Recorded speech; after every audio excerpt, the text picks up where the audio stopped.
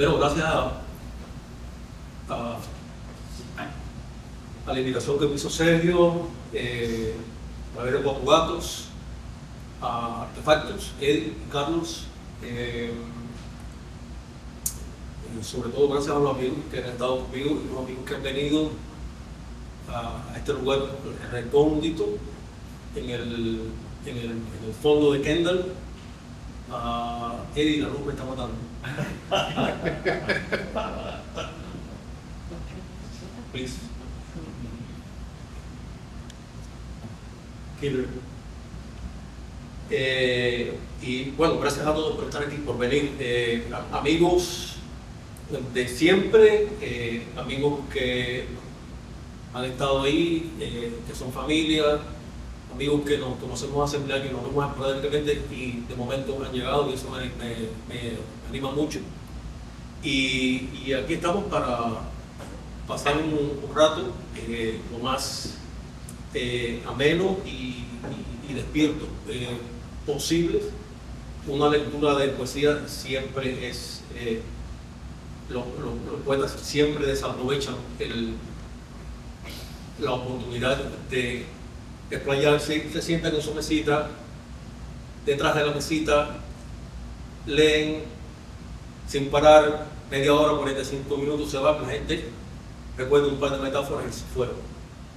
Yo siempre he pensado que una lectura de poesía debe ser una puesta en escena o una misa en escena, como mismo lo fue desde el inicio, cuando todo se escribía en verso. El teatro, las epopeyas, las épicas, desde Grecia hasta el siglo de oro, hasta Shakespeare, un poco más acá, todo se escribió en verso y los poetas desaprovechan la oportunidad de un escenario para mantener al público en un ambiente donde puedan conjugarse imagen y palabra. Aparte de que debería, para mi opinión, ser una puesta en escena, ahora me doy cuenta con ustedes ahí que no los veo, como dijo Carlitos, como dijo Besdi, que había dicho Carlos el mes pasado, me doy cuenta que es un juicio también. Es un juicio donde ustedes que están sentados ahí en las gradas, en el atrio, son a la vez fiscales, juez y jurado, y yo tengo que mentir de la manera más veraz posible para salir absuelto de esto que voy a leerles, que todo es pura imaginación y golpe con la vida, con lo que vas haciendo. Vamos a empezar por el principio, vamos a empezar a leer. La ventaja, y gracias a Karime y a las furtivas, ediciones furtivas, por esta publicación, por este libro que yo lo veo y me encanta. Y la ventaja de publicar una autoría personal, sobre todo en una lectura de poesía donde vas a estar con que tienes varios libros publicados, es que no tienes que ir saltando de libro a libro y buscando por acá y buscando por allá. Está todo aquí en uno solo. Aquí están los libros publicados, parte de ellos, me faltan un par de ejemplares que no tengo, se me acabaron, se me perdieron, se me botaron, pero aquí está todo, casi todo. Vamos a empezar poniéndonos en juego, porque si no, no puedo leer absolutamente nada. Gracias a Panol que vino, Pepe, buen niño, a Ena, Hugo, todos mis amigos, Alice, Elena, Jenny, todos los que están, que somos pocos, pero somos los que estamos. Vamos a empezar como debe ser, que es por el principio. Y les voy a leer el primer poema de mi primer libro publicado. Sergio dijo en mi ficha biográfica que había publicado y lo primero que mencionó fue 2 poemas. como mi primer libro publicado. Eso fue un experimento para yo lanzar una editorial que estuve llevando varios años y donde publiqué 9, 10 libros, no recuerdo exactamente. Pero fue un plaquete. El libro primero fue el libro de metal, que me queda este ejemplar nada más. Y comienzo con el primer poema de este libro, que es el poema con el que realmente yo hablo y me doy a conocer. Se llama Génesis. ¿Me escuchan? Sí. Sí. Como un proyecto, Edith. Muy bien, ¿Bien? muy bien. Génesis. Dice: lo primero fue el hombre apuntalando las paredes del taller para que Dios se regodeara en su torno y la tibieza del barro recogido en el nacimiento de los arcoíris. Lo primero fue este sol de la mañana para alumbrar la desesperación del hombre. Primer hombre alimentando la vigilia, la ausencia de los nombres y las herramientas, los azoros cotidianos y el deseo de una hembra. Todas las preguntas coronadas por un nuevo Dios, exigente de holocaustos, libaciones y misterios, cuando la lluvia y el eclipse golpeaban la puerta. Los primeros fueron los colores. El olor de la hierba ungiendo un rígido verano y las ovejas pastando de su propia inocencia al final de una llanura enorme y sin respuestas. Llanura negando la redondez del universo. Las piedras trazando en el vacío el primer círculo de muerte más allá de la mano, trazando la destreza que nos brinda el aguijón del hambre, los dolores secos en la espalda, la rueda y el camino, las manadas de lobos y de espadas, de cruces y patíbulos, y el hombre devorando al hombre en el espejo. Lo primero fue un espejo, escudo de la guerra y la cuchilla de afeitar en la garganta. Lo primero fue un juguete roto, lo primero fue la máquina del tiempo, el tiempo de la ira y de las pieles, curtiéndose en un viento rancio de cuaresma para que fueran trazados los primeros caligramas y el poema. Y de este primer libro, una sección que tiene varios poemas breves, y escogí para la antología 3 de esos poemas breves. La sección se llama Cardiomegalia, y quien sabe de medicina y un poquito de griego sabe que es el nombre de mi enfermedad y que me está creciendo el corazón. Cardiomegalia 3. Vitrales condenados a la sombra. Un pájaro que migra trazando sobre el viento las rutas del exilio. Un niño que derrumba lunas con su piedra. Una calle, un balcón, un templo abandonado. Todos gritando aleluyas. 6. El tiempo es un amargo pájaro que rompe su vuelo en el espejo y el espejo. La isla tiene cáncer en el pecho. Los hombres que la habitan en el laberinto de los gritos. Gritar lo que no quiero lo que no puedo lo que no debo lo que no tengo lo que no pienso, no pienso.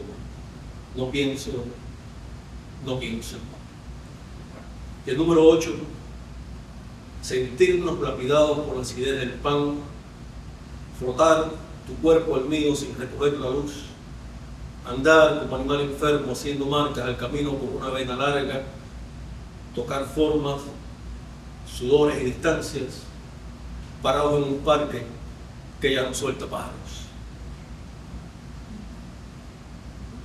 Inventos. La vastedad de los caminos para gastar la rueda, las cruces y las máscaras para el siguiente paso de los hombres, el vino, la música y el pan, el tiempo y la palabra y las ventanas y los espejos. Laberinto para responder a Dios. ¿Estoy leyendo bien? ¿Voy muy rápido o no? Un poquito rápido. Ok. El vino.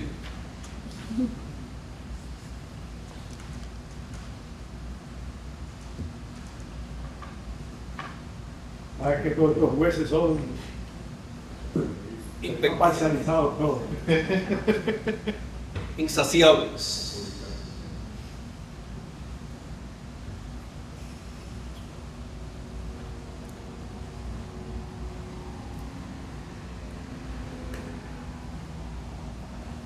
Esto lo había pensado leer, sobre todo porque un amigo amenazó que venía y al final no llegó. Y es un amigo que siempre me ha dicho que este es un poema total, y yo siempre le digo que es un poema normal, pero él se faja conmigo e insiste. El 4 de julio estuve en su casa en una fiesta en el patio y empezamos a tomar a las 4 de la tarde. Y a las 12 de la noche él me insistía en el patio, 25 personas, en que leyera el poema. Todo el mundo borracho y los fuegos artificiales sonando. Y entonces tuve que convencerlo de que no. De todas maneras lo leo. Es un poema cruel. Se llama O Captain, My Captain, que es el título del poema que Whitman escribe a la muerte de Lincoln. Y este es a nuestra realidad más cubana, a la que nos toca a nosotros. Tiene una cita que dice: mire, capitán, las manos que cometieron el crimen ya no están, me las corté, perdóneme la vida. Y esto lo dijo un preso cubano, José Luis Rodríguez Miguel, que había sido condenado a muerte en Cuba por matar a un policía. Y fueron noticias que yo vi en los periódicos que lo había sacado de la cárcel un preso político que había presenciado el hecho cuando este muchacho de 32 años se había cortado las dos manos para que no lo ejecutaran. Mire, capitán, las manos que cometieron el crimen ya no están, me las corté, perdóneme la vida. También corté mis piernas, capitán, ya no guardo memorias del camino que me llevó a matar a un hombre para robar el pan que no tienen mis hijos. Y diga, capitán, usted que tanto sabe, ¿dónde acaban esos largos caminos que estaban prometidos en mi puerta? ¿Cuántas cruces de silencio y de llanto cargan las paredes, el tedio y la mirada bajo el polvo que detiene a este pueblo? Recoja en su pañuelo, capitán, estos ojos que perdieron el llanto. Solo queda grabado en mis pupilas un grito y el último estertor del muerto. Perdóneme esta vida, capitán, y diga cuántas sillas vacías, cuántas mesas sin pan, sin sueños, sin vino y sin abrazos. ¿Qué vamos a hacer con tantos pechos rotos? ¿Cuánto pesan mi falta de esperanza y las culpas tatuadas en su espalda? Tome mis pulmones, capitán, vitrales de una sombra en esta celda que siempre ha sido mi costa y mi país. No olvide, capitán, recuerde fundirse en un abrazo con sus hijos y dígale a los míos que estoy limpio de insomnios y siempre voy con ellos. Perdone, capitán, mi sangre en su camisa y el rocío y el plomo de esa lágrima que traza solitaria en su mejilla. Perdóneme esta vida, capitán. Perdone, capitán, por esta muerte.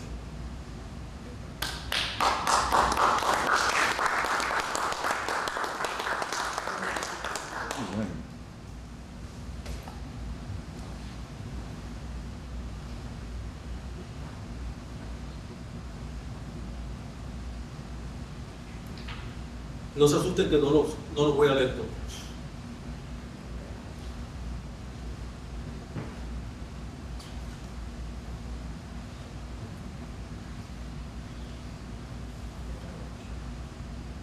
Un amigo, hace un tiempo, me encanta esto que usted hace.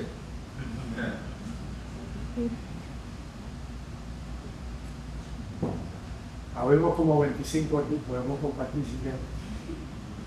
Bebé, Pequeño, Dígame. ¿cómo voy?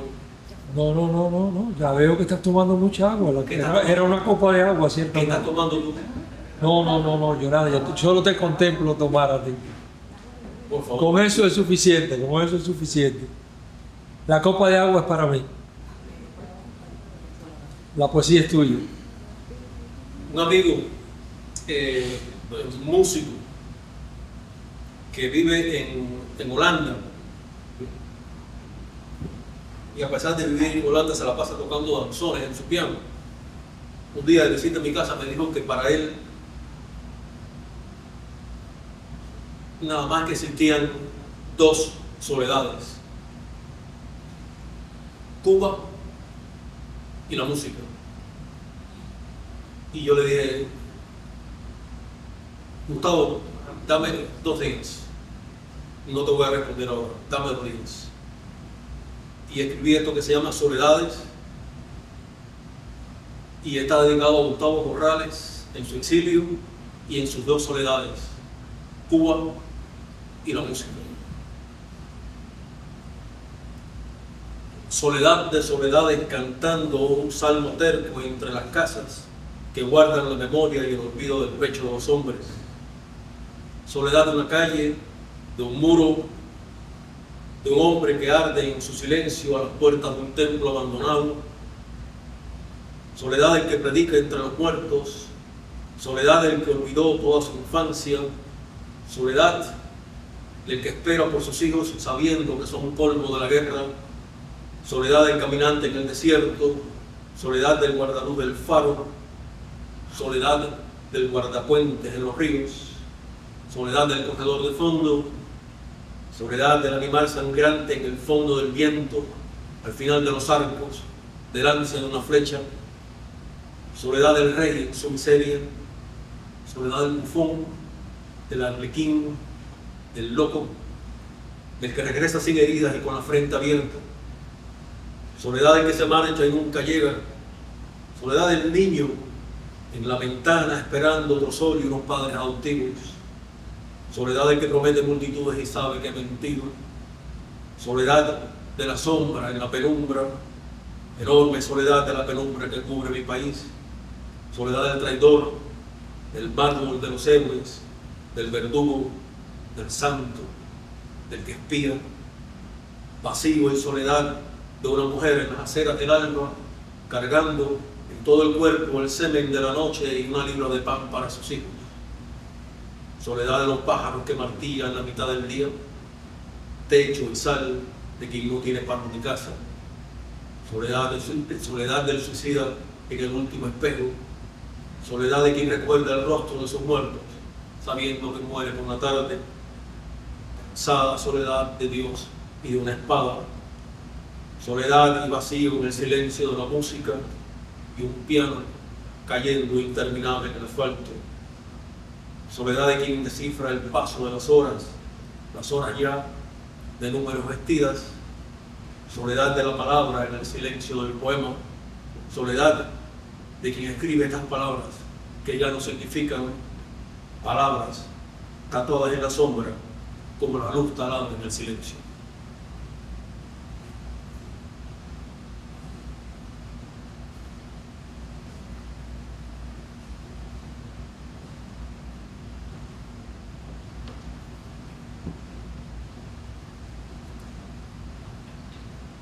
Esto dijo Gustavito, te lo presentaste, ¿no? ¿Ah? ¿Qué dijo del poema? ¿Le cantó? ¿Sí, no? ¿Lo conoce? ¿Conoce a Gustavo? Como grandes amigos, claro que sí. Y siguiendo con la música y con el piano cayendo interminable y con la soledad del pianista, hay un poema que está dedicado a un amigo que está aquí hoy, que no es un amigo, es mi amigo, es mi hermano, y nos conocemos desde que teníamos 15, 16, 17 años. Y en los últimos 40, 45 años siempre se ha encargado de recordarme. Hugo Goya, está ahí sentado al lado de Eno. Siempre se ha encargado de recordarme que hay un poema de León Felipe que se llama Un poderoso talismán, y que en ese poema el protagonista del poema es el viento. Y siempre me cita un verso donde el viento sopla en el repecho de una cuerda. A veces sopla y articula unas palabras. Y articula unas palabras. Si el poeta es un embudo viejo de olvidar el repecho de una colina de veo, donde a veces sopla y articula unas palabras. Música de nadie se llama el poema,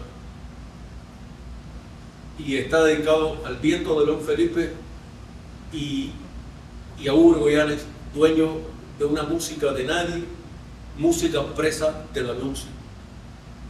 Antes de empezar a leer el poema, después de publicado el libro donde se publicó ese poema, en el 2017, que es Nadie ante el espejo, salió por Pocket. Ena me dijo que ese poema tenía que habérselo dedicado a ella, no a Uber. E incluso lo cita en Jazz. Jazz, el libro de ella, Jazz, abre con una cita de música de nadie. Cuando me dijo eso, no me quedó más remedio que, cuando me llegaron los primeros ejemplares y le dediqué su ejemplar, en la página donde aparece el poema, taché la dedicatoria a Uber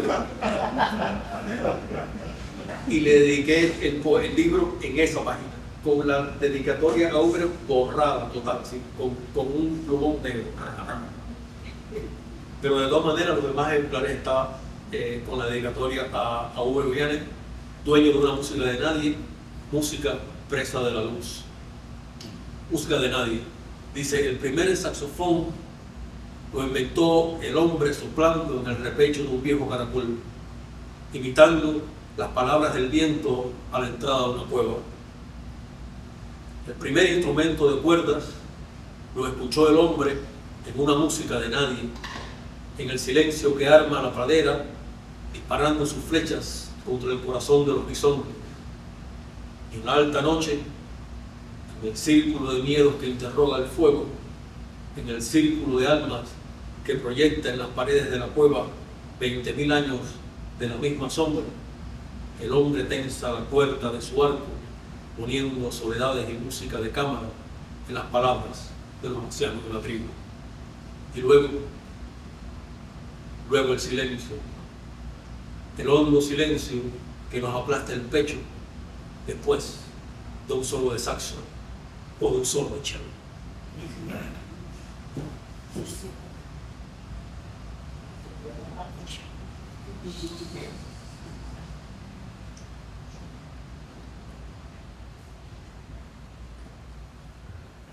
Y regresando a Whitman,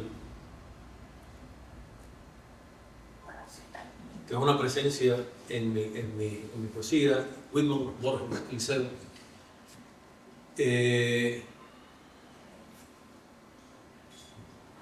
Heráclito a la orilla del Hudson. El viejo Heráclito de Éfeso está cavilando, armando su explicación del tiempo, que ha quedado donde dice que no bajarás 2 veces a las aguas del mismo río, todo cambia. Esto lo venía pensando a la orilla del río Hudson, iba caminando por Manhattan. Y dice así, Heráclito a la orilla del Hudson, dice, pensando él, el cauce no es el mismo, lo cambia cada hombre que descienda a sus aguas. En la orilla contraria, tigres de piel gastada, siempre recién pariendo y lleno de mariposas, largo rato conversan Whitman y Federico. El hombre no es el mismo, lo cambia cada golpe de memoria y olvido en la rosa hipercúbica donde mueren las horas. El mundo no es el mismo, lo cambia cada herida, esta luz, toda sombra. Suicidas de domingo caminan por Manhattan en el tedio de sus perros. El tiempo no es el mismo, lo cambia cada niño cuando tira su vida.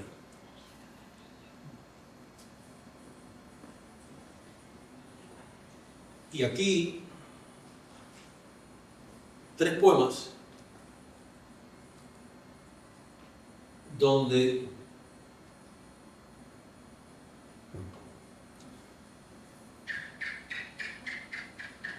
quien habla, quien dice su parlamento, quien cobra voz en el poema, es alguien que de alguna manera ha pasado por nuestras vidas y habla el día de su muerte. Cavafis, Alejandría, 29 de abril 1933, el día que murió. Ya no importan los muros donde me han encerrado en el fondo del mundo para otra eternidad. En las crudas paredes que niegan el ocaso he pintado con sangre, con miedo y cenizas una vieja ventana que devuelve los pasos, los golpes de la historia y estos cuerpos podridos que fueron mis amantes. Acodo la ventana y contemplo las ruinas, la ciega luz del faro, el incendio del puerto, la vasta biblioteca, mis páginas, mis versos impresos en el aire, sosteniendo los templos, columnas, plazas, calles, rincones y fantasmas que son esta ciudad. Esta vieja ciudad que me ha visto nacer, vivir y encarecer entre el grito del alba y el requiem de la tarde, mi muerte cotidiana, mi cárcel, mis pasiones, el alto muro blanco, la frente contra el muro, martillando las horas, buscando una ventana, limando las palabras y esperando los verbos.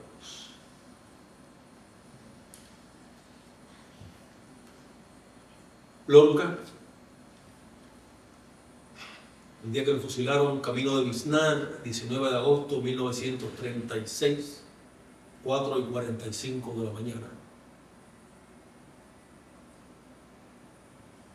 Entre una descarga de fusiles y la sombra de este olivo, donde afinco la espalda, pienso en el par de atardeceres donde nos desnudamos para siempre, escucho la misa en re de Beethoven y no puedo detener el tiempo.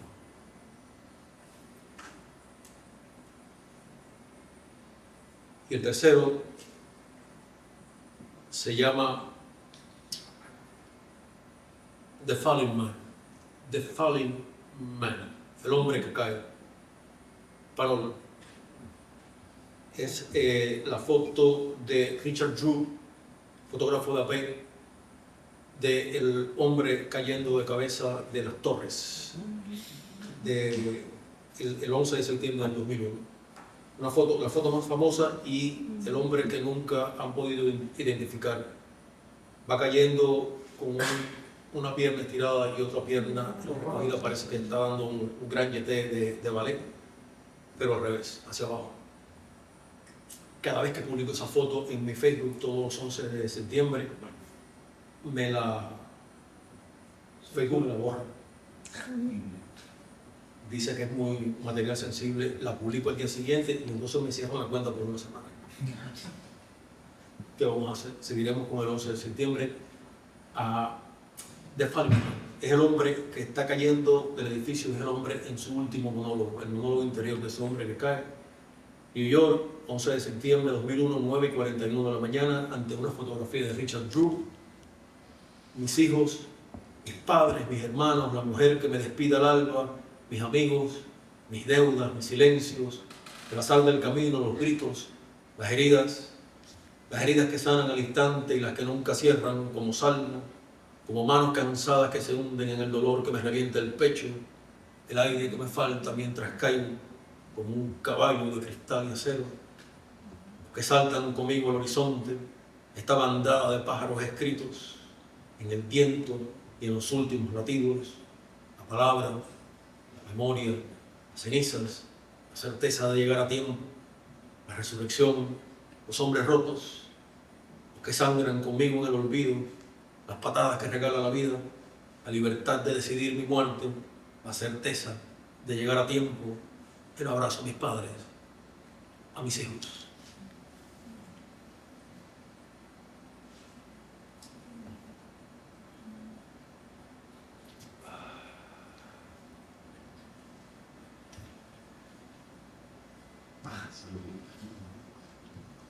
Calma.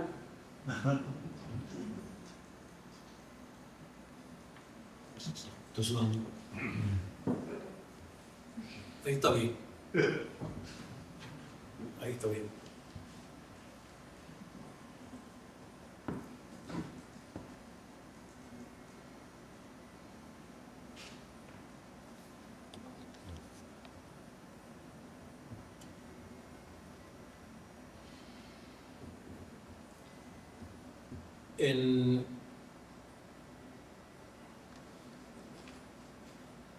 No, iba a hacer una anécdota, pero no lo voy a hacer. Los dejo en el vacío.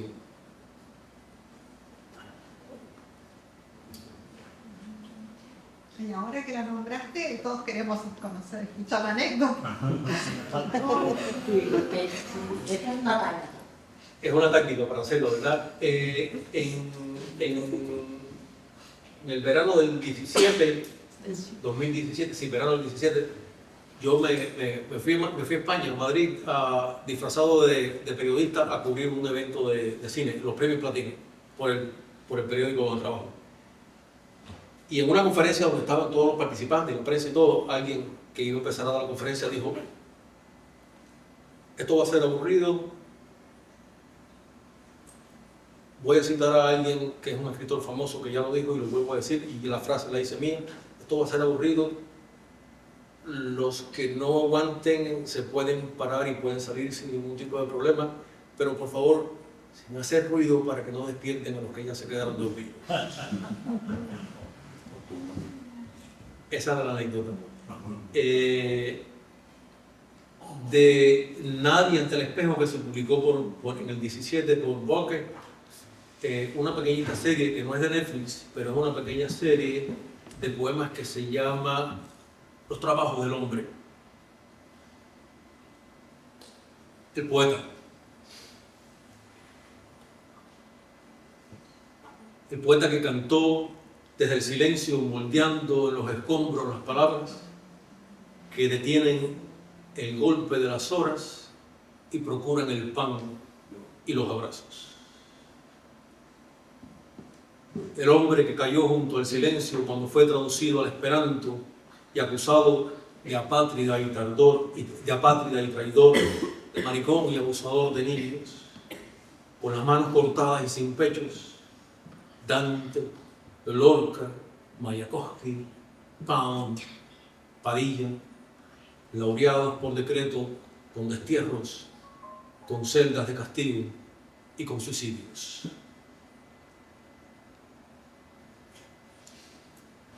La puta de Cuaresma, los que ordenan quemar las bibliotecas, los que levantan altos manicomios para mañana reescribir la historia, el héroe que agoniza en los asilos de una patria que no le pertenece, el tendedor de puentes, el soldado que regresa sin piernas de la guerra, la puta de Cuaresma y madrugadas que en el último bar de mala muerte le regala su cuerpo al asesino, psicópata que en cada luna llena mata a una hembra y escribe una elegía.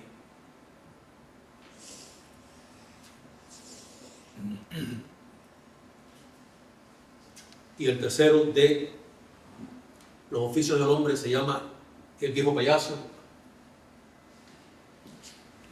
y está dedicado al Liceo Diego en memoria. Tiene un verso del Liceo que dice, el verso dice: como pájaros muertos en el polvo.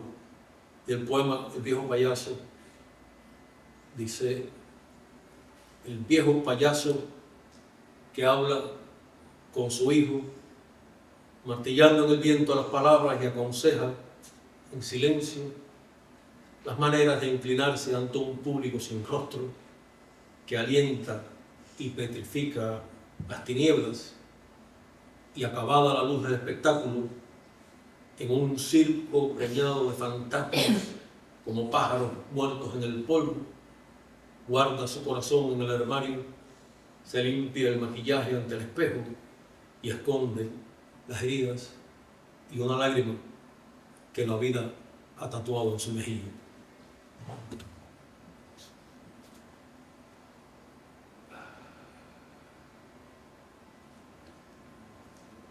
Paro la antología un segundo para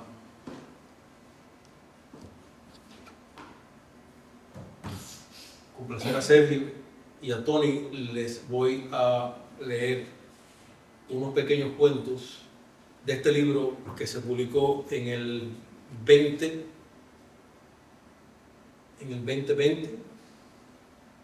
y es un libro que muy poca gente conoce porque primero fue un libro de pandemia. Todos sabemos lo que es eso, lo que da el encierro. Y Ana y yo vivíamos en un edificio, éramos vecinos, somos vecinos todavía, más cercanos ahora. Y encerrados decidimos que no teníamos, estábamos echando humo por los oídos y vamos a publicar unos libros. Publicamos los libros se presentaron en la feria del libro de ese año, del 2020, en esa feria extraña que fue virtual, que ya nadie recuerda.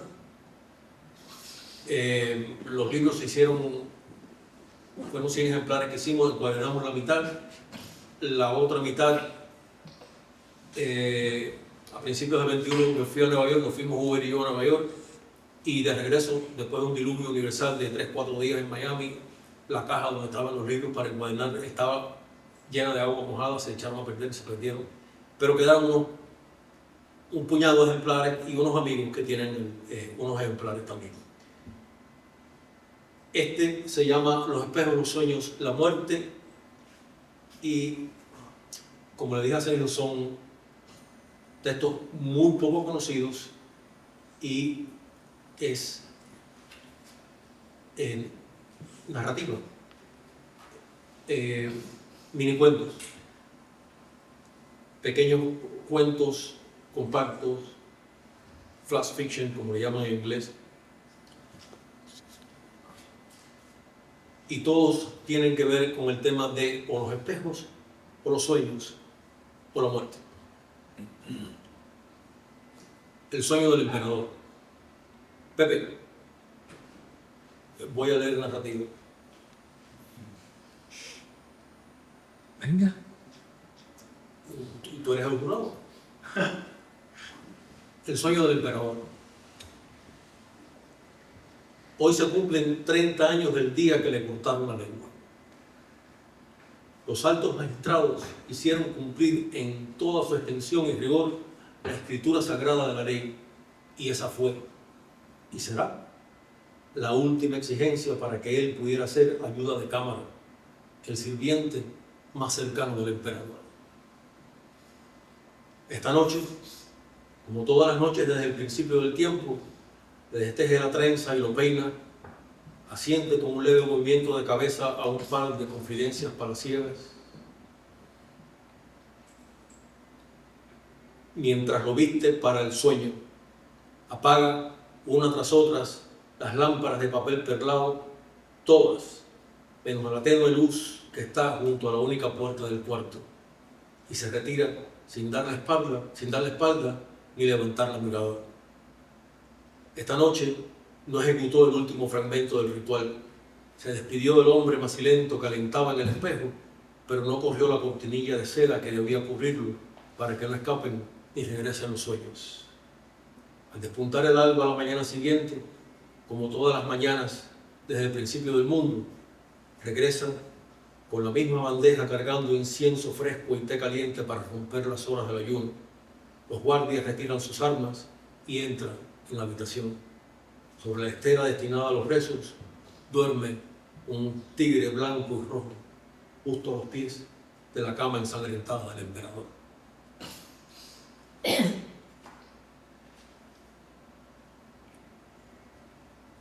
Los espejos, los sueños y la muerte, que es el cuento breve que le da título al libro, al plaquete, es un plaquete más que un libro, y está dedicado a Carlos Victoria. Dice, aquel hombre había envejecido limando su existencia en una vocación casi monástica.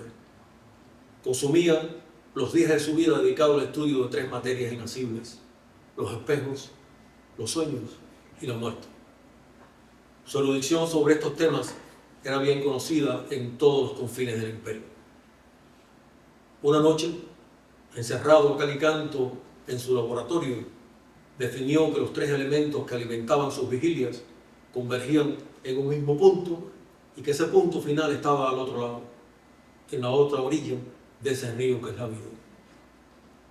Pasado el primer momento de euforia que trae consigo un descubrimiento feliz, se sentó a transcribir su tesis sobre la pulcritud de un pergamino y se quedó dormido. Soñó que estaba perdido en el bosque imaginario de su infancia y andaba sin rumbo fijo por caminos muy largos.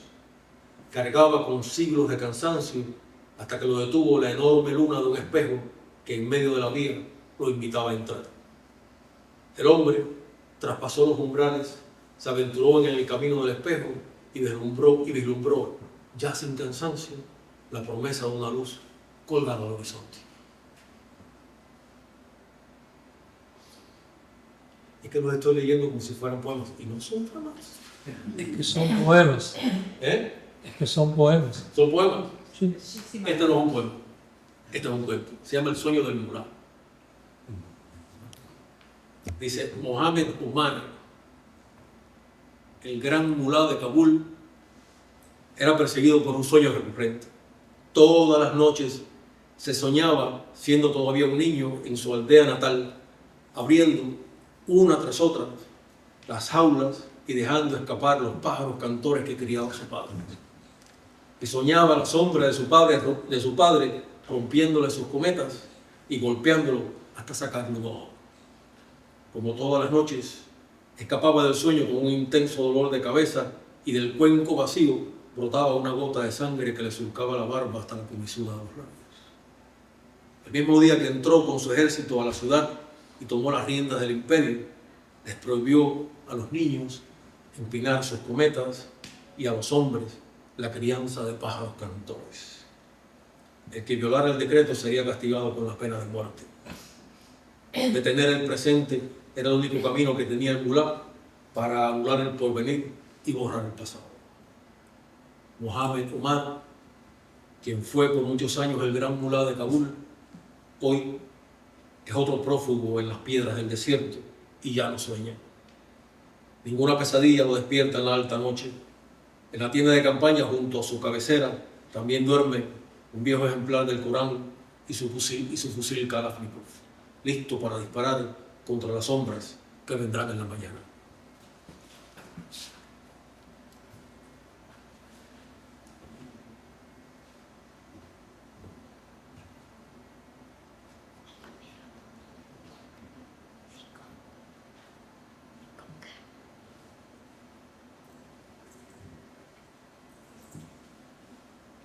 Otro cobarde, este se llama Otro cobarde y es puro Borges. El homenaje es reconocer de que todos estamos rodeados de Borges y perseguidos por Borges, y es imitación de Borges. Tiene una cita de un cuento que se llama La forma de la espada, y la cita dice: cualquier hombre es todos los hombres. Shakespeare es de algún modo el miserable John Vincent Moon. Mi cuento dice, se llamaba Luna, Don Vicente Luna, y estaba enfermo de cáncer y soberbio. Sabiendo que llegaba al final de sus días, mandó a matar a su peor enemigo. Contrató a un asesino a sueldo, le pagó con 30 monedas de oro. Alegó que matar a sangre fría también era otra forma de traicionar a un hombre, a todos los hombres, y le entregó al asesino un sobre lacrado con la hora y el lugar donde debería ejecutar la víctima. A las 3:30 de la madrugada, en uno de los callejones que desembocan en el puerto, bajo la luz mortecina de un farol, escucha unos pasos que se acercan y aprieta el puño del bastón. El asesino entra en el cono de luz y los dos hombres cruzan una mirada donde no se pide clemencia ni se busca perdón. El hombre que ha venido a matar saca su revólver y dispara a quemarropa, primero en el pecho y después en la frente del hombre que vino a morir. Con un pañuelo se limpia las gotas de sangre que le salpicaron la cara y el hombro derecho del abrigo. Le da la espalda al muerto, que ya comienza a deshacerse bajo el cono de luz, y vuelve sobre sus pasos. Se pierde en la garganta de la madrugada, hablando en alta voz con su eterno silencio. Otro cobarde que no tuvo valor para matarse.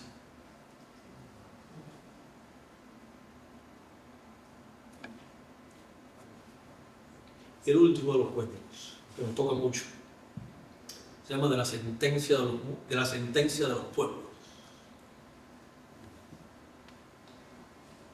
Y es muy breve. Cuentan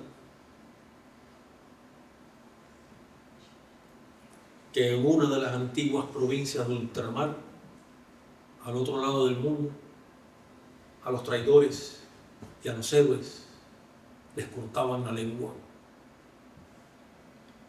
Dicen que por hablar demasiado o para evitar que lo hicieran. A los traidores y a los héroes que eran nudos les cortaban las manos.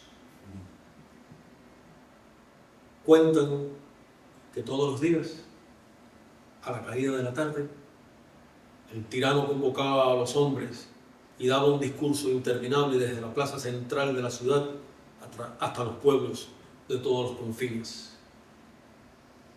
Cuentan que todos los días, mientras hablaba el tirano, caía un aguacero que duraba las horas del discurso y que las inundaciones arrasaban comarcas y cosechas.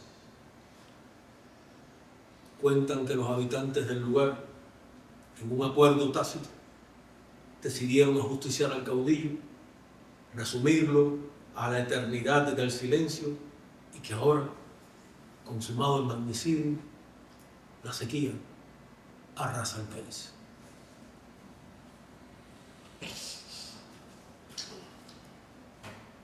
Y ahí se acabaron los cuentos.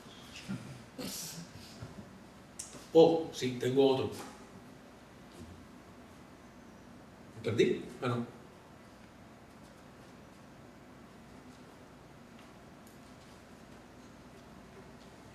Este lo voy a ver para que se despierten porque es muy bueno.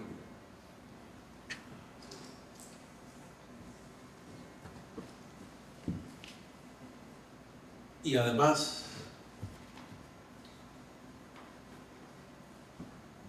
este es de los que han venido después que se publicó el libro, que han venido llegando solitos.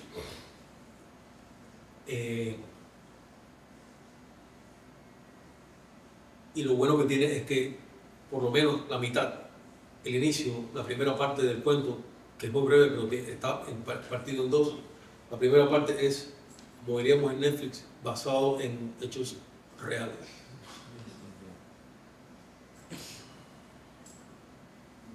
Y lo viví y fue en una presentación en la Feria del Libro de Miami, la feria antes pasada, en el 23, donde se presentaban 2 libros de Fructiva, junto a Ramón Reina y un poeta venezolano. Y la primera parte es real y tengo testigos. Se llama How Long is Forever? ¿Cuánto tiempo es para siempre? How long is forever? Es lo que le pregunta Alicia al conejo blanco en el país de maravilla de Lewis Carroll. How long is forever? En una feria del libro y otras vanidades, durante una lectura de poesía pactada a 3 voces y 1 hora, el segundo poeta se extendía en unos versos épicos sobre el regreso de Telémaco, cuando, en el breve silencio que separa a 2 estrofas, alzó la mirada y preguntó: ¿cuánto tiempo me queda? El organizador del evento, con la mano derecha abierta en la mirada del poeta, respondió que le quedaban 5 minutos. A la mañana siguiente, ya vestido de hombre común, el poeta se ríe de sí mismo y de la vida cuando descubre que está a punto de repetir la pregunta de la noche anterior. ¿Cuánto tiempo me queda?, le pregunta al oncólogo. El doctor le responde en silencio: sometimes just 1 second.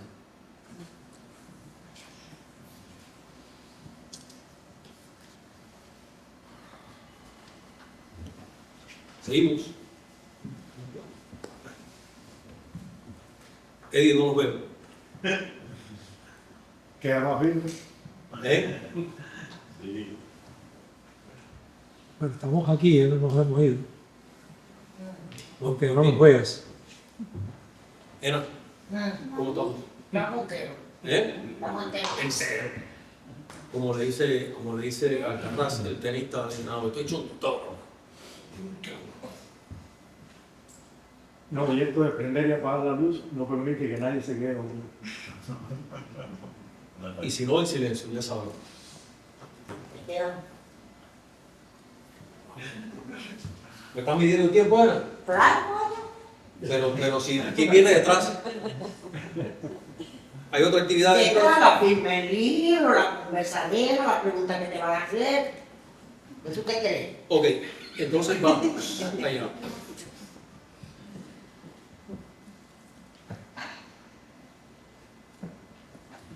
Sergio, promoviendo la lectura,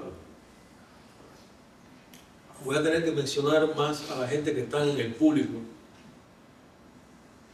con más frecuencia para que le encienda las luces. Sergio, promoviendo la lectura en redes, publicó varios poemas míos que fue encontrando por lugares, copiando él de los libros míos que él tiene y eso. Y publicó este, que él comentó de que era un poema que le daba mucha paz, mucha tranquilidad, mucha paz interior. Y es un poema que está en un cuadernillo, en una parte, en Nadie entre el espejo,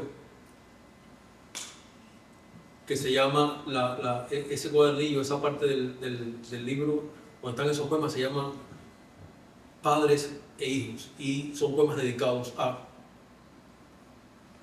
los padres y los hijos, todos. Y después salieron en el plaquet, varios de ellos, en el plaquet que se llama Hijos. El poema que publicó Sergio se llama La vida que nos pasa. Yo sé que te gusta. Mi hijo ya despierta al golpe de las horas, dibuja obsesionado el rostro de su madre en todas las paredes que sostienen la casa. La madre posa y clama alumbrada por dentro, y es música tranquila, quehaceres y rincones que sostienen la casa. El padre de mi hijo escribe sus memorias y los mira en silencio, dibujar y entregarse de la misma manera que golpean las horas la vida que nos pasa. Entropía. En un patio interior con ventanas muy altas y música de cámara, un niño con síndrome de Down juega a la pelota con su padre y el hombre encanece a los minutos. El niño nunca entenderá las entropías, las turbinas y el arco de silencio que tatúa el tiempo en sus espaldas, pero siempre sabrá del buenos días, del calor de los abrazos de la diosa. Y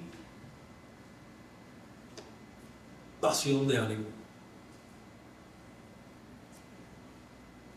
Pasión de ánimo es, según el certificado de defunción de María García Granados, la niña de Guatemala,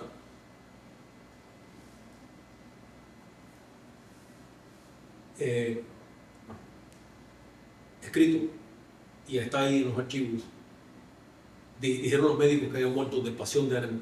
De pasión de ánimo era el nombre de la enfermedad por la cual ella había muerto. Pasión de ánimo de María García Granados. Aquí estoy, habla ella. Aquí estoy y estamos todos armando un círculo de llanto que me hace levitar sobre la cama. Cae la noche última y me asalta una epidemia de pasión de ánimo. Muero muy despacio de migraña y desgano, de insomnio y fiebre. No hay nombre más hermoso en todos los ramajes de la lengua que pueda resumir en 2 palabras esta enfermedad que me termina. No hay hombre más hermoso en todos los ramajes de la lengua. Morir la vida por un par de palabras que temblando al oído me dijera Martín.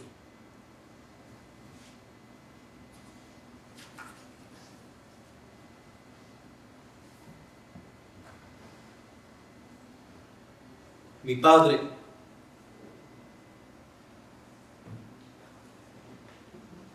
siempre ha sido, no me midas más un tiempo. No, no lo diría. Okay. Estaba presentando la... Mi padre siempre, y los amigos cercanos lo saben, quienes han leído mis libros, siempre ha sido una presencia constante en mi poesía, en todos mis libros. Siempre hay un poema dedicado a mi padre, estando vivo, después muerto. De hecho, el prólogo que escribí para la antología está fechado el día de su cumpleaños. Mi padre murió hace 25 años.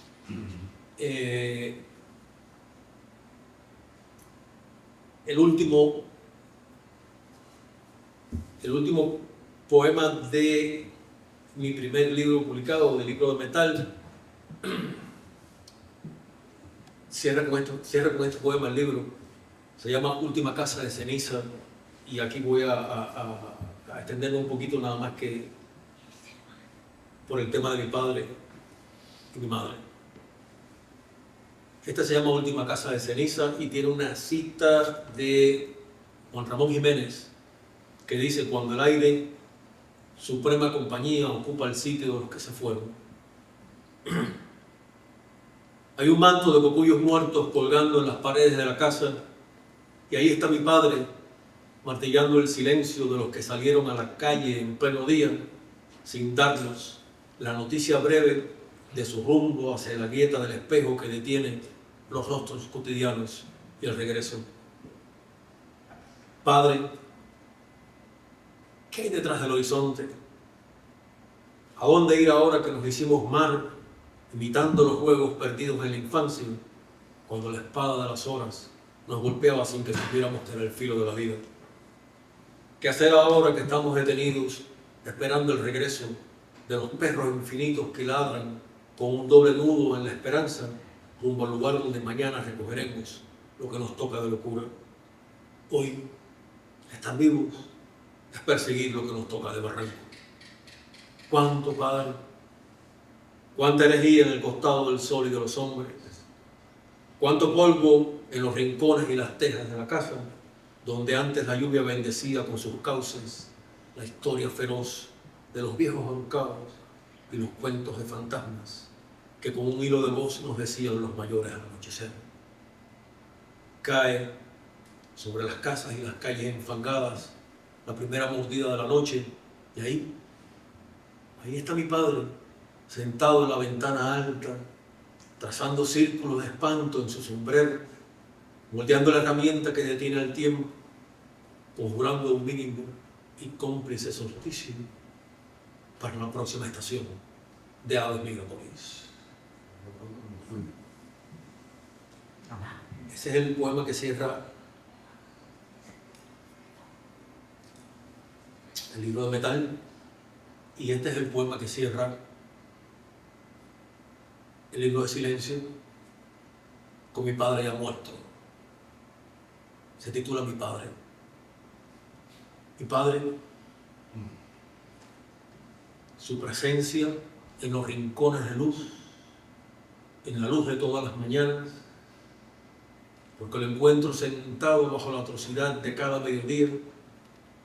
La multitud ya olvida al hombre que gesticula otra promesa en la tribuna, en la plaza que es el centro de los pueblos, y todos descansan su tedio y la mirada entre las manos calladas de mi padre, mientras afinan las palomas del acto, que conocen, que rozan la costumbre, y se abre mi padre las paredes del pecho para sacar sangrante un corazón que hace estallar en el silencio roto por las voces que ahora invocan un milagro y el nombre del Mesías.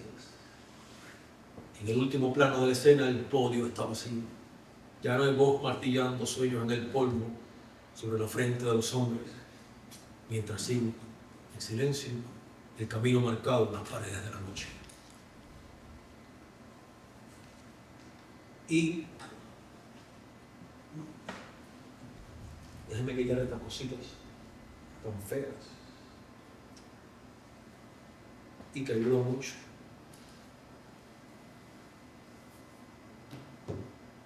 Un tercer poema dedicado a mi padre.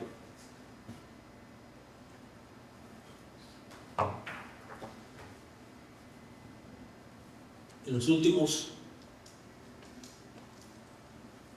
8 años, desde el 16 hasta el 24, escribí 6 poemas.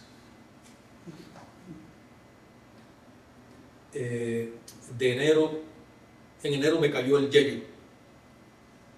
De enero a la fecha se me ha armado un libro que quería ser escrito. He escrito 40 poemas. Y hay un poema dedicado a mi padre, inédito, se llama El muro de los días. Es el tercer poema que voy a leer sobre mi padre y es el primero de un díptico que se llama Díptico de la Sangre. El primero se llama El muro de los días y el segundo se llama Una copa de agua. El muro de los días. Regresar al lugar donde están enterrados tus mayores, el lugar que marca el minuto de tu nacimiento y el principio del camino a la muerte, la lenta muerte de las camas claras, esa muerte que nombran agonía. Regresar a las estancias del suicidio, regresar a la ciudad que ya no reconoces, que ya no perteneces, que recoge tu sombra en unos viejos muros que se hunden con las horas y estaciones, ánimas y andenes, como Adán en el alma, deambular la ciudad deshabitada. Los hombres se han marchado a buscar otros mundos que no están en los mapas. Llegar solo, casi en andas, al cementerio donde yace mi padre, la otra necrópolis del pueblo, la ciudad de los muertos que caminan en el pecho. Hoy se cumplen 25 años y un par de eternidades. Hoy, como todas las mañanas, ha vuelto a morir mi padre. Los años de los otros no se pueden contar. Nacieron muertos, esperando una luz, un abrazo, un pedazo de pan y la caída del muro de los días. Me arden los tatuajes, me arde la memoria de unas viejas heridas. Terminó la nostalgia. No se puede extrañar lo que me existe.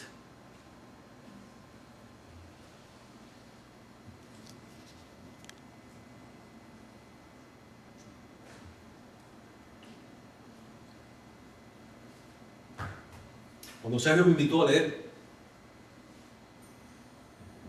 finales del año pasado, por supuesto lo primero que dije fue que no, cagado de hacer esto que estoy haciendo ahora, pero ya después uno se toma un padrino, traza un plan, y entonces yo le dije, Sergio, ¿no? Hay gente que es mayor que yo, que tiene más obra publicada, que tiene un nombre que es reconocido, que no han leído. Y él me dijo, a ver, ¿quién? Le dije, fulana de tal, fue la primera que presentó en el ciclo desde que estábamos en el Curie Center, y no fuiste. Fulano es un pesado. Mengano no responde. Esta señora, no conozco su obra, tengo que leerla. Y me miró a los ojos así y me dijo, te toca. Me dijo, en ese momento me di cuenta de que ella estaba hecho un viejo mierda. Con todos nosotros. 2 meses después me enteré de que iba a leer María Elena, también antes que yo y Carlos. Y eso me alivió un poco el senior moment de la vejez. Y 2 meses después me enteré que la lectura iba a ser hoy, un 9 de agosto. Hoy es un día especial para mí y por eso no le dije nada a Félix y todo quedó ahí y lo estuve aguantando hasta hoy, hasta este momento, hasta ahora que estoy hablando con ustedes. Es un día para mí totalmente extraño. Es un día que está lleno de luces y de sombras. Hoy, 9 de agosto del 2001, a las 6 de la tarde, nació mi hijo, mi único hijo, que me está cumpliendo hoy 24 años y anda en una fiesta para la novia en este momento. 9 de agosto. Y justo el 9 de agosto del 2020, hace 4 años, a las 6 de la mañana, murió mi madre. El mismo día del cumpleaños de mi hijo. Y entonces es un día que me llena de todo. Me da ese balance, me da esa mezcla de alegría y tristeza. ¿Cómo se puede conectar el nacimiento con la muerte? Tan cercano, tan coincidente en la misma fecha, en el mismo día. Y ella me preguntaba, ¿cómo te pasan esas cosas? No sé, me pasan a mí. Del díptico de sangre, que son de los poemas inéditos que estoy escribiendo para un nuevo libro que se me está armando, que se quiere armar solo. Ya le leí la primera parte del díptico, que es El Muro de los Días, que es el poema dedicado a mi padre, que ha sido la presencia, como dije, constante en toda mi poesía. Y el segundo poema se llama Una copa de agua, porque es el día de hoy, la lectura.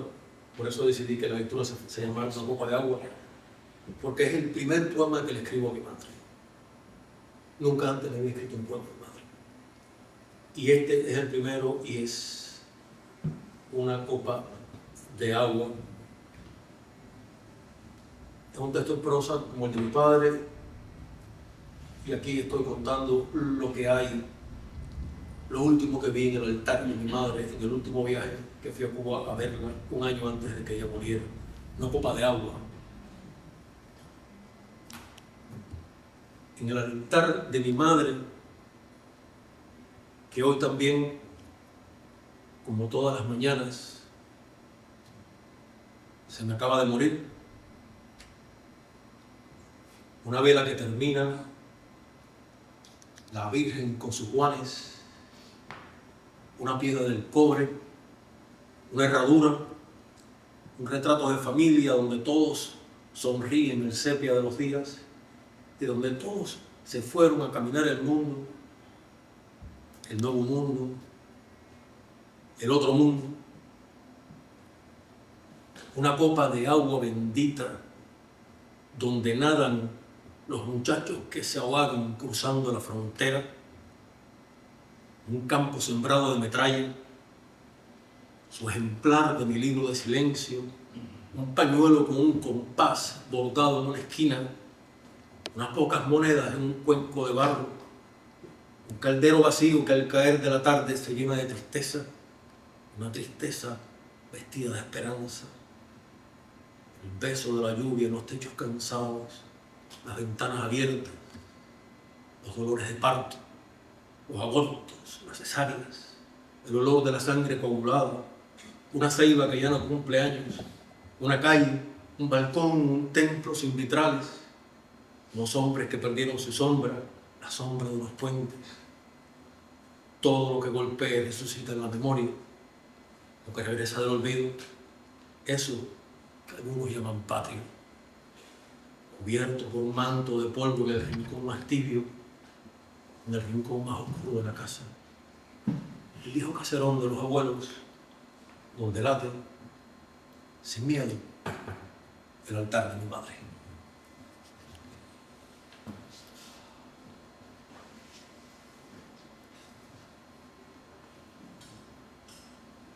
Ya estoy terminando. No se preocupe.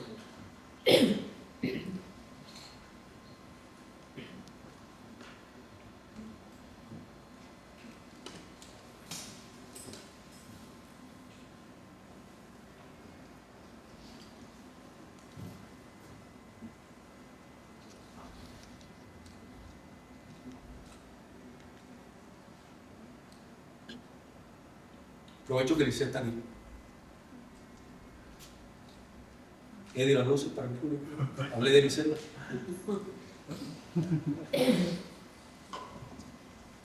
El poema dedicado a Lisette se llama El insomnio del aire. Lisette lo cambié, le quité líneas, sobraban cosas, lo apreté. Está dedicado a Lisette Espinosa por sus pájaros del alba, que es como aves, como quien nada sabe, tu libro. Se llama El insomnio del alma.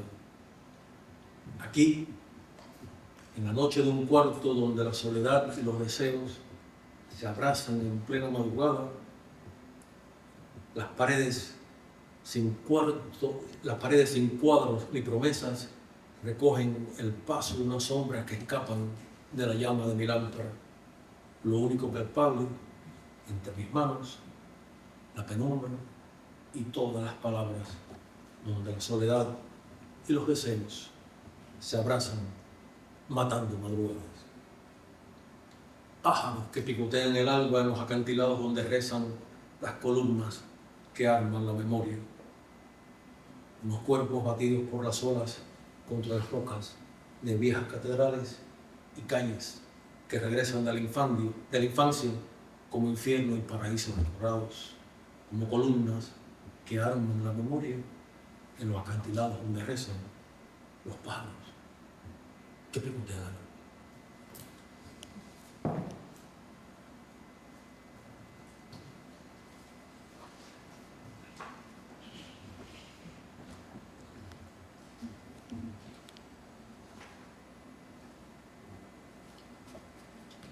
Y acabo con dos, para irnos a conversar y a seguir tomando bien.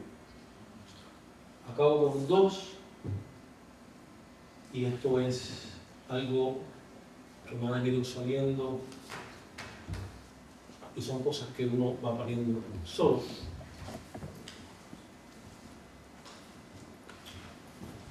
Acabo con 2,5.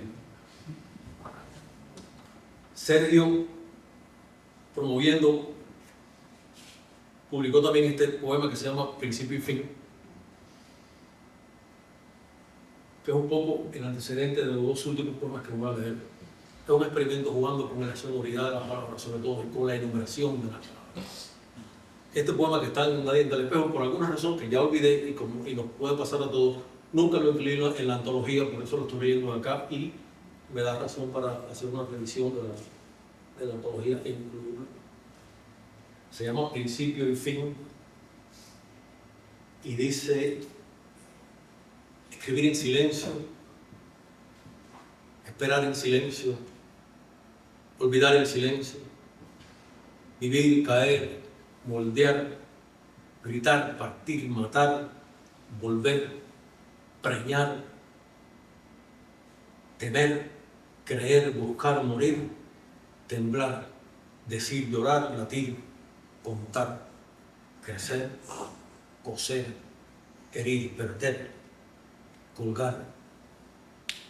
Colgar en las paredes hinchadas de silencio las frágiles palabras. Acodar la ventana al canto de la lluvia.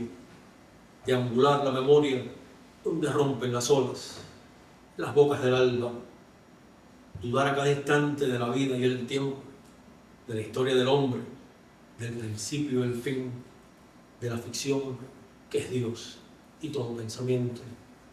Palpitar en silencio, martillar en silencio, terminar en silencio.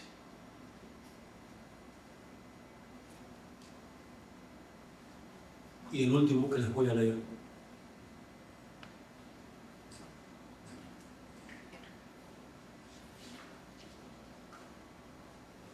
Una litanía donde un coro repite versos y tiene 3 palabras donde se me ocurre que sea un solista, un barítono, un tenor responda al coro. 3 paradas, 2 intermedias y una al final. Y un poco lo que leí ahora es el antecedente de esto. Se llama Las malas palabras y es el título provisional que tiene el libro. Y este poema no solamente lo leo por primera vez en público, sino que no se lo he leído a nadie ni a Ena, que somos roommates y llevamos 3 años viviendo juntos, compartiendo un apartamento. Nadie lo conoce. Así que por estas palabras, que son las malas palabras, seré juzgado por ustedes. Tiene 2 versos que no son míos. Uno es el título de un cuento de Borges, El espejo y la máscara, y otro verso que no es mío es una línea de Martí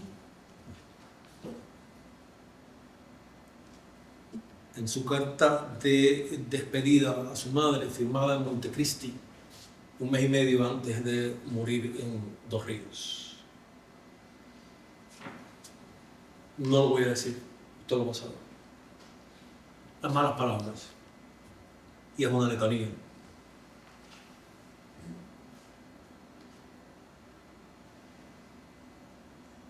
Los nacimientos y la sed, el hambre y la esperanza, la luz y el desamparo, el barro y las heridas, el fuego y la miseria, los rostros y los dioses, el espejo y la máscara, las patadas y los muros, la frente y los suicidios, el salto y la hemorragia, el llanto y las estatuas, los patíbulos y el viento, los salmos y los puentes, los manicomios y la noche, el insomnio y la fiebre, el corazón y los abrazos, la frontera y el regreso, la metralla y las sombras, la jauría y los aullidos, los templos y los hijos, las ruinas y el aliento, el tiempo y la memoria, los puertos y el olvido.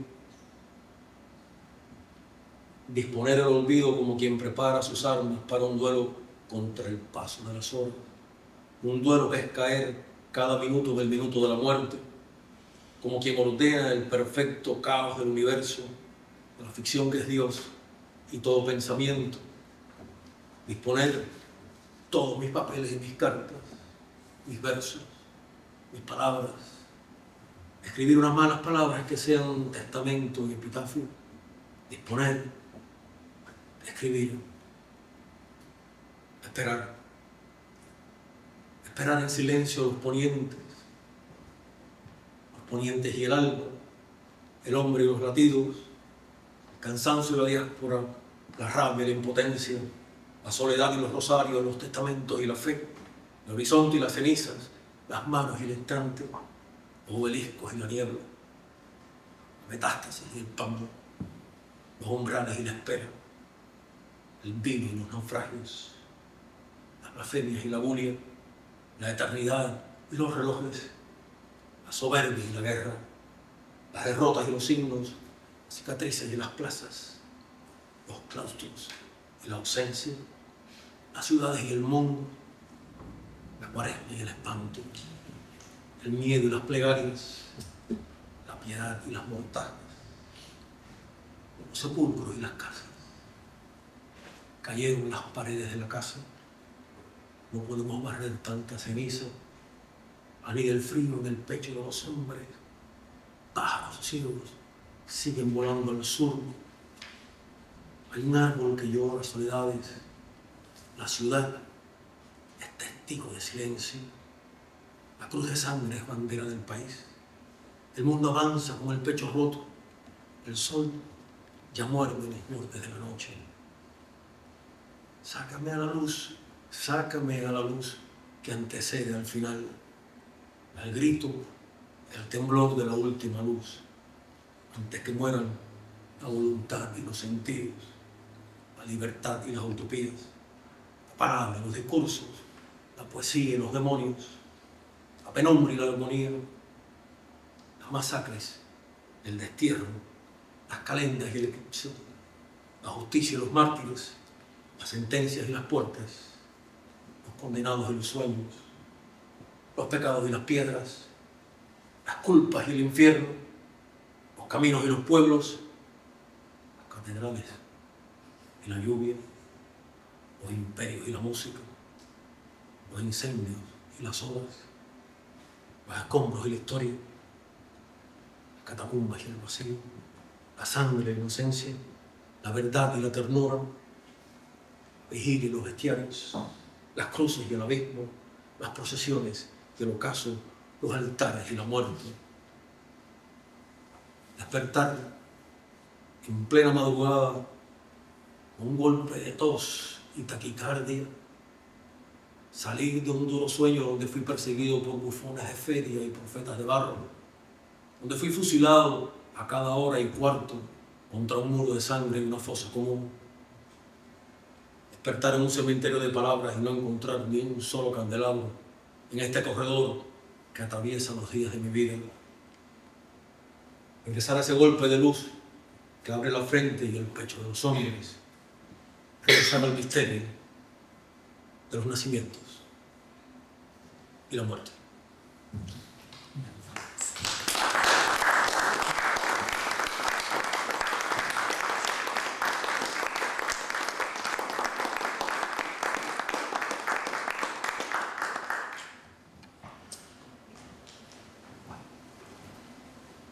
En primer lugar, quiero agradecerles a todos los que vinieron a este lugar recóndito como Germán Guerra a escuchar un poeta.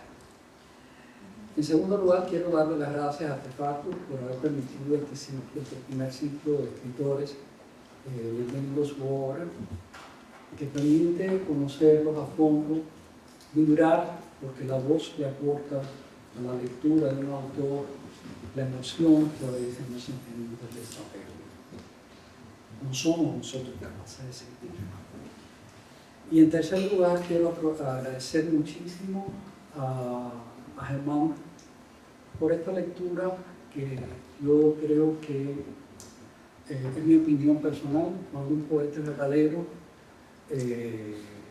cuando lee su poesía, cuando se lee su poesía, uno sabe si es un poeta auténtico o no, por la nota que resuena en nosotros con lo que estamos leyendo.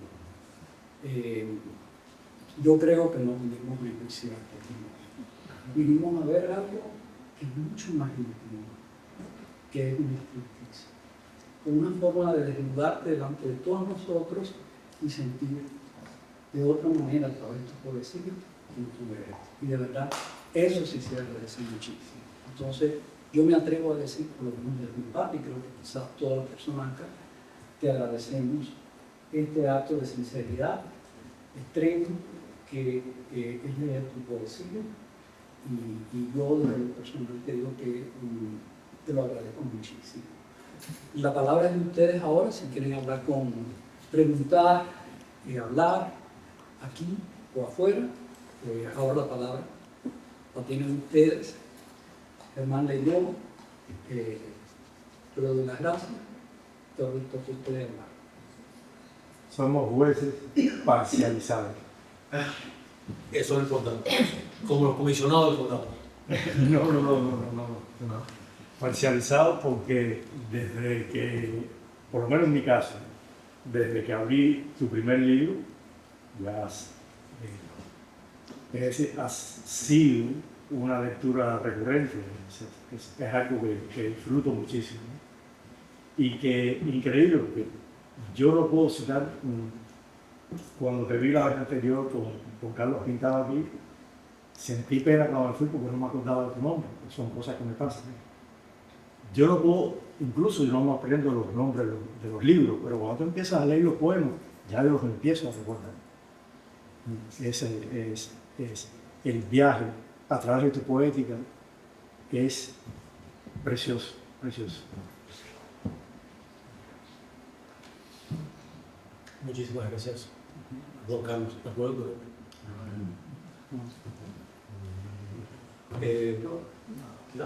¿Estamos aquí? Nada, muchísimas gracias a todos. Hay una copa de vino esperando. El que quiera podrá pedir algo. Quizás no hay una copa, pero sí hay una botellita. Muchas gracias a todos. Yo creo que ha sido una noche.